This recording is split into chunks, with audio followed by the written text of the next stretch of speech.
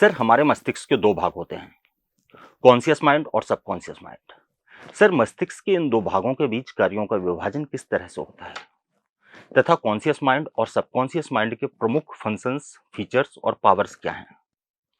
देखिए, मनुष्य का मस्तिष्क मुख्यतः दो प्रकार के काम करता है। वे सारे कार्य जिन्हें करने के लिए हमें सचेतन रूप से प्रयास करना होता है, हमारे कॉन्शियस माइंड द्वारा किए जाते हैं। उदाहरण के लिए गणित का कोई सवाल हल करना, तर्क करना, वाद विवाद करना, चीजों या घटनाओं का विश्लेषण करना या किसी बड़े डेटा का विश्लेषण करके उसमें से कोई महत्वपूर्ण जानकारी निकालना इत्यादि। कॉन्शियस माइंड हमारा लॉजिकल, रीजनिंग, एनालिटिकल और आर्गुमेंटेटिव माइंड होता है, जो कि हमारे टोटल माइंड का सिर्फ 5 से 10% हिस्सा ही होता है। हमारे कॉन्शियस माइंड का प्रमुख काम एनालिसिस, कंपैरिजन, लर्निंग और प्लानिंग करना इत्यादि होता है। दूसरी ओर ऐसे काम होते हैं जिन्हें करने के लिए आपको सचेतन रूप से कोई भी प्रयास नहीं करना पड़ता है।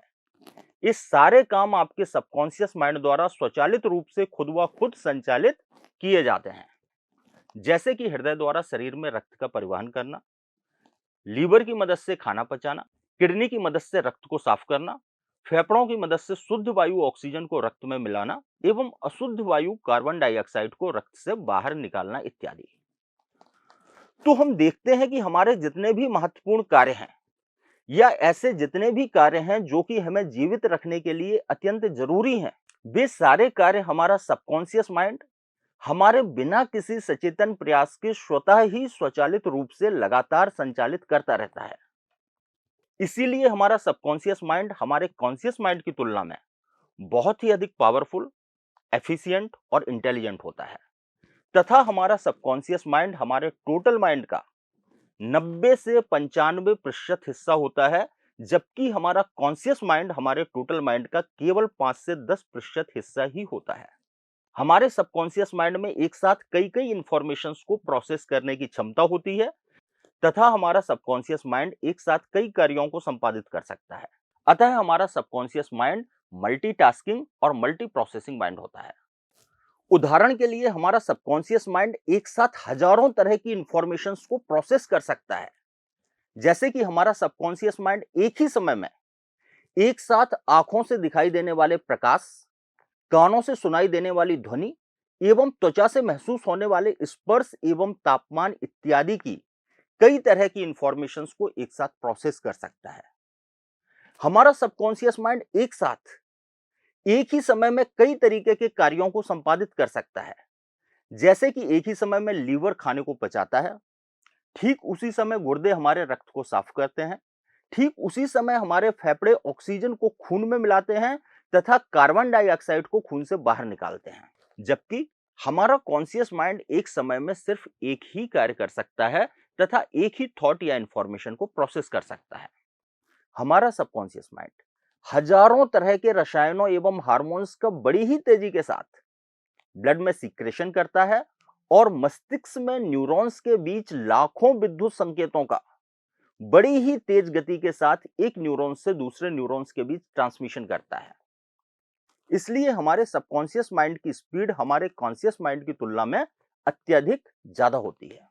चूंकि हमारे सबकॉन्शियस माइंड को अत्यधिक स्पीड के साथ बहुत सारे कार्यों को एक साथ संपादित करना होता है एवं बहुत सारी इंफॉर्मेशंस को एक साथ प्रोसेस करना होता है, इसलिए हमारा सबकॉन्शियस माइंड हमारे कॉन्शियस माइंड की तुलना में अत्यधिक पावरफुल होता है। हमारा सबकॉन्शियस माइंड हमेशा दिन के 24 घंटे, सप्ताह के 7 दिन एवं वर्ष के 365 दिन लगातार निरंतर कार्य करता है। जब हम सोते हैं तब भी हमारा सबकॉन्शियस माइंड लगातार कार्य करता रहता है, जबकि हमारा कॉन्शियस माइंड सिर्फ तभी काम करता है जबकि हम जाग रहे होते हैं। इसलिए कॉन्शियस माइंड को वेकिंग माइंड भी कहा जाता है। हमारा सबकॉन्शियस माइंड हमारे इंटरेस्ट्स, लाइक, डिसलाइक इत्यादि को भी निर्धारित करता है एवं हमारे 90 टू 96% डिसीजंस हमारे सबकॉन्शियस माइंड द्वारा ही नियंत्रित होते हैं तथा लगभग 90 टू 95% टाइम हमारा सबकॉन्शियस माइंड ही हमें गवर्न करता है।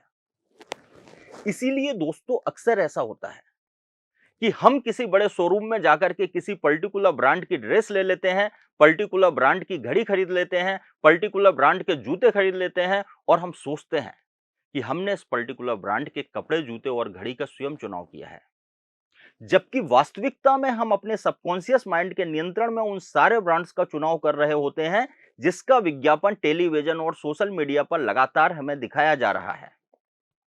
और इसी तरह हमारा सबकॉन्शियस माइंड हमारे बिलीफ्स, हमारे फेथ, हमारे वैल्यूज, हमारे एटीट्यूड और इंट्यूशन को भी निर्धारित करता है।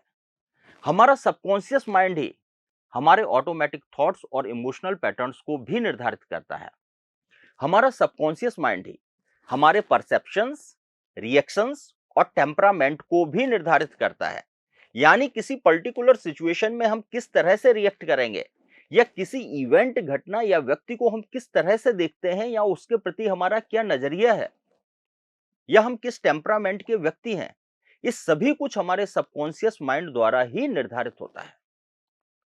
दोस्तों, हमारी हैबिट्स, हमारी स्किल्स और हमारे टैलेंट को भी हमारा सबकॉन्शियस माइंड ही निर्धारित करता है। इसी कारण से किसी भी बुरी आदत जैसे कि स्मोकिंग, ड्रिंकिंग इत्यादि को हम चाहते हुए भी नहीं छोड़ पाते हैं, क्योंकि ये सारी आदतें आपके सबकॉन्शियस माइंड से ही नियंत्रित होती हैं। आप अपनी स्किल या टैलेंट के कारण कठिन से कठिन चीजों को भी बड़ी आसानी से इसलिए कर पाते हैं क्योंकि आपकी स्किल और आपका टैलेंट आपके सबकॉन्शियस माइंड से निर्धारित और नियंत्रित होता है। ठीक इसी प्रकार हमारा सबकॉन्शियस माइंड हमारी लॉन्ग टर्म मेमोरी को स्टोर करता है, जबकि हमारा कॉन्शियस माइंड हमारी शॉर्ट टर्म मेमोरी को स्टोर करता है। दोस्तों, हमारा सबकॉन्शियस माइंड वास्तविक और इमेजिनरी इवेंट्स में कोई भी अंतर नहीं कर पाता है। इसीलिए हमारा सबकॉन्शियस माइंड हमारी कल्पनाओं, विचारों और भावनाओं से ठीक उसी प्रकार प्रभावित होता है जैसा कि वास्तविक घटनाओं से। इसीलिए हमारी नकारात्मक सोच और नकारात्मक भावनाएं हमारे सबकॉन्शियस माइंड पर प्रतिकूल प्रभाव डालती हैं, जबकि हमारा कॉन्शियस माइंड रियल और इमेजिनरी इवेंट्स में अंतर करने की क्षमता रखता है। मेरे ख्याल से आपको कॉन्शियस माइंड और सबकॉन्शियस माइंड के सारे फंक्शंस, फीचर्स और पावर्स के बारे में पूरी जानकारी मिल गई होगी। Thank you so much.